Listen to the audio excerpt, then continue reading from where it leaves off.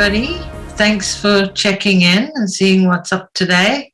You won't be disappointed because you are going to find out the hidden secret of art. So we know that everyone is born an artist or a creative genius, but the problem is that we're led to believe that art is a frivolity, when really it's a catalyst for all creation that humans create, that is. And two crucial elements of this process of creation are imagination and manifestation. And so the true relevance and purpose of art is eluding humanity big time. It's kept a secret. And since we are the offspring of great creator, it follows that we are capable of so much more than we think. And people inherently know that art is an important aspect of life, but often they cannot put it into words, how it plays such a crucial part in human evolution. And more often than not, the modern art they see, which is highly revered by experts in the art world, doesn't seem to reflect a higher overall purpose, which sadly creates confusion and then an unspoken and lasting disdain for fine art itself. Just think about all the hideous things you've seen that they call fine art. So in that light, I want to take a really good look at the real purpose of art.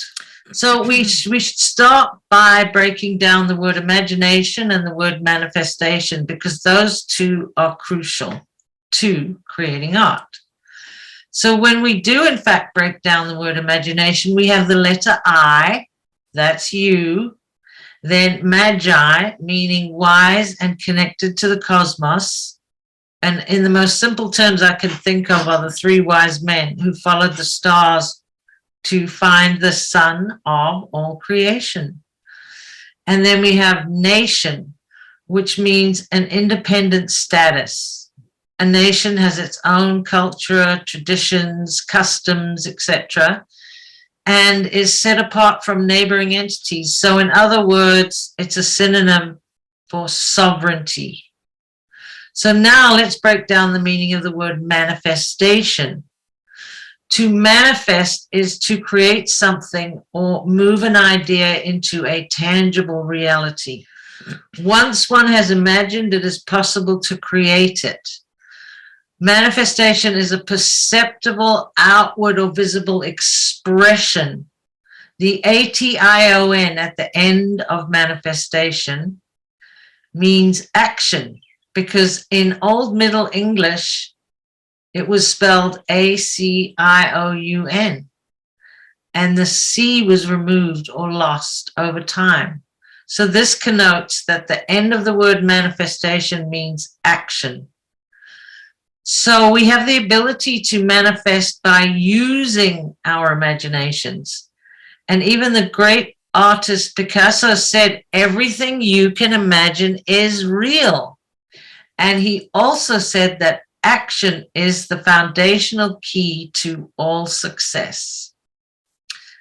So now, if we could all just make this leap and believe that we are indeed wise and connected to the cosmos with the ability to turn anything we think of from an idea into a reality or a visible expression, we could and would evolve seamlessly into fifth density. As long as our visions resonate on a high vibration, obviously dark intentions cannot survive in the light, and higher vibrations of the fifth dimension and even above that. It's interesting that, people sit around saying, I'm bored. That's a problem, because boredom is an admission of one's loss of imagination. To say, I can't, is also to deny one's natural ability to manifest, within reason. You're not going to just create like another planet out of thin air. To seek solely external entertainment to fill that void of I can't and I'm bored.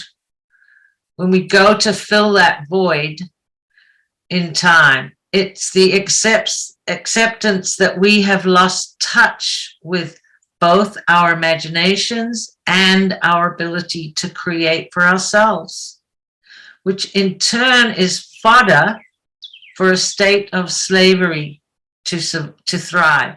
And discarding one's nurturing of their ability to create and manifest and imagine facilitates a very primitive form of remote control by others. So you see how art is so important now? We've got art almost juxtaposing slavery here because it facilitates creativity. So in this state of unknowing, it's easy for an external source to manipulate the destiny of your life for you. In an alternate reality timeline of your own construction, that's when you're free, if you can create an alternate reality timeline, which I see as the actual acronym for art. Because when one is deep in the trance of creating, one tends to lose time and go into a state which does not acknowledge time. It is a place where existence is in the now and where one is cosmically aligned. And we're made of God's stuff. Not just a skeleton holding up a body made of limbs and organs, a brain and a heart that facilitates blood pumping through our veins. What we should be contemplating is that 99% of our human form is composed of 6 elements: oxygen, carbon, hydrogen, calcium, nitrogen, and phosphorus. We are made from the very earth, air, fire, water, and ether, which are the elements of all creation. All molecules at an atomic level held together by these elements through forces of attraction and repulsion cause alchemical changes inside us that facilitate constant evolution. Any synthetic interruption of our natural human process halts positive evolution, stagnating the being and rendering it vulnerable to remote control, thereby severing the connection from soul to source. And this introduction of synthetic thoughts and inorganic foreign matter into the human body interrupts the natural forces of repulsion and attraction that keep the mind, body, and soul in that balanced natural health zone. In other words, we lose our creative abilities, our imaginations, and our ability to manifest and express from soul. So just as one watches one's food intake, we have to be equally vigilant with what we imbibe through our eyes, ears, and other senses, because overindulging in what I call entertainment is just as harmful as binging on sugar or alcohol, and it produces toxic byproducts that seep into our sacred human aura, which is specifically reserved for our imaginations, creative resources. And so what happens is if you have an overzealous intake of random, unmonitored external programming, over time, it becomes a parasite that overtakes the mind and soul of the human host. And what happens? Our cosmic umbilical cord to source is then severed. Imagination, manifestation is facilitated by art. A burning desire to create in the positive in large gatherings has the ability to override the mass programming, which has been proved in many studies, that we are constantly exposed to. We have to all start creating toward the positive, inspired by our individual areas of interest. So in order to maintain creativity, the ratio of imbibing external information coming in should not exceed the internal creative output that you give out.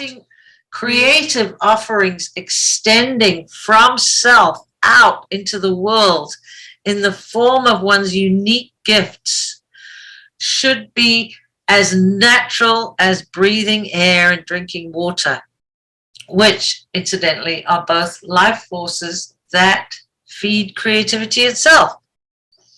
So the remedy for this input-output imbalance is found quite easily in the act of creating art, visual art, because it requires imagination, which in turn produces manifestation. And this process, when it's deeply embedded in the human psyche, does not stop at art alone. Its methodology can be transferred to any endeavor or problem, which I'm always saying, and I hope the penny drops. The process of making art requires us to go deeper as we realize our options are infinite, and we must be discerning with our selections to reach our desired outcome. So by the choice of elements such as materials, colors, dimensions, composition, technique, inspiration, and more, the desired outcome is reached by a process of elimination and inclusion. And in nature, that would be attraction and repulsion until the creation is complete. This is what the process is. So this sacred process of efficiency, you could call it that, can be applied to any worldly situation or problem. And this is why art is such an important component in our overall education. The most efficient blueprint for creation mimics the laws of nature. There are also natural laws pertaining to the creation of art that must be followed, like the basics of art. You have to learn them in order to deviate from them, to draw out the originality within your soul. As a unique being, your expression will be different from anyone else, just like a fingerprint. So the true meaning of art has been distorted and usurped, obviously, to serve an agenda, which is why its imperative role in our lives is so misconstrued. Monetary value and obtuse individual standards are employed to rank art, and who decides whether it's great or not. This, by design, is harmful to art. And it's so that the true secret of the purpose of art is never revealed. Art is in a very sad state of affairs right now, but the part that art will play in our future is going to be instrumental on our path to enlightenment, our overall well-being, even ascension, ultimately. So this is the hidden secret of the true purpose of art revealed. There it is.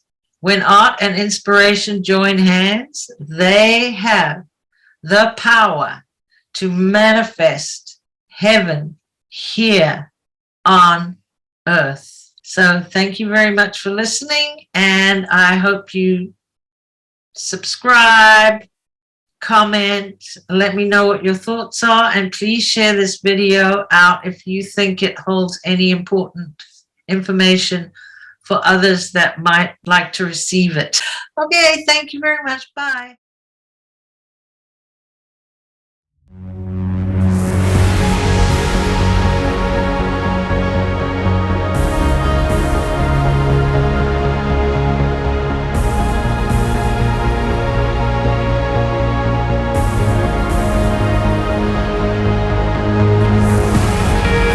My book teaches you how you can go from drawing to confidently facing a blank canvas in just 10 steps.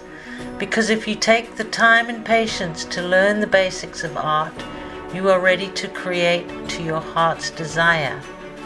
This little book took me a lifetime of painting, time spent teaching art, and 2 years to complete. At first it looks like just another art tutorial, but it is so much more, as you shall see.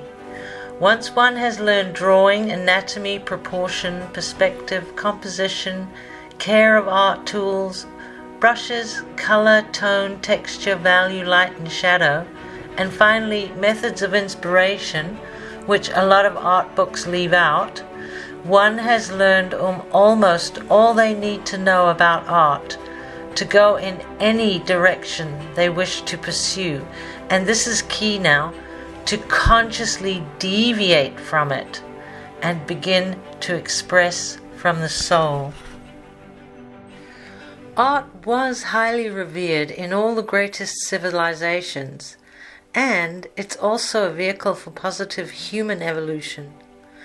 For these reasons, everyone should know and learn how to teach the basics of art. Human creativity must be kept alive at all costs. Listen to this.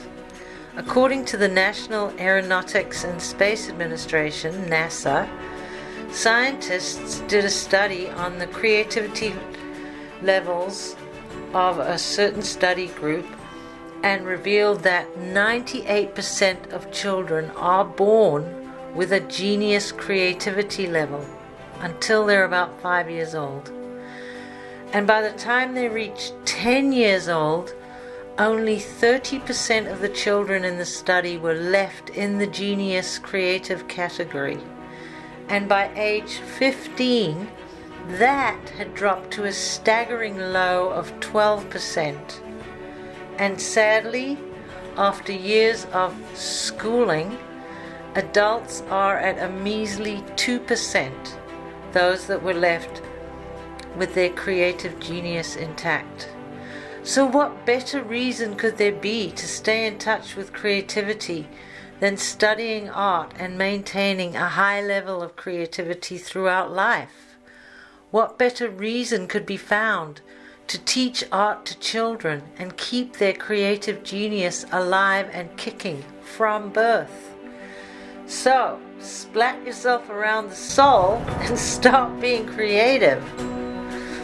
Splat has everything needed under one roof to pursue your creativity and enable others to do so as well by learning how to teach the basics of art.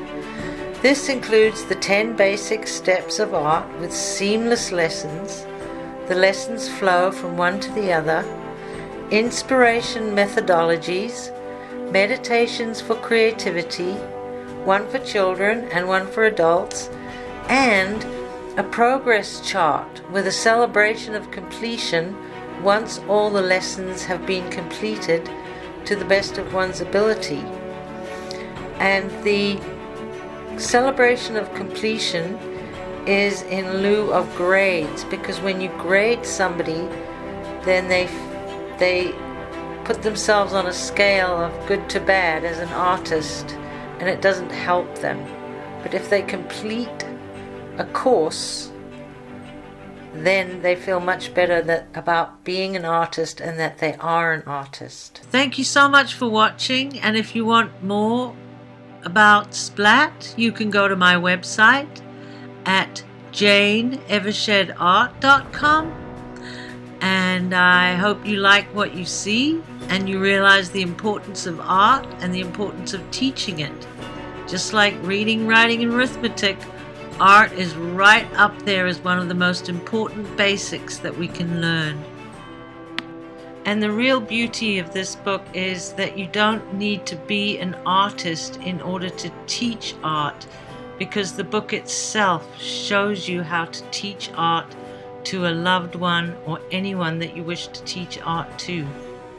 That way we'll have a whole lot more creativity in the world. Once anyone has studied visual art, it seems to bubble over into all areas of one's life. Cooking, gardening, whatever it is you're up to, You've fired off your neurons, your creative neurons in your brain, and they start working for you in every area of your life. So this book makes a great gift for anyone you know who you feel could be more creative.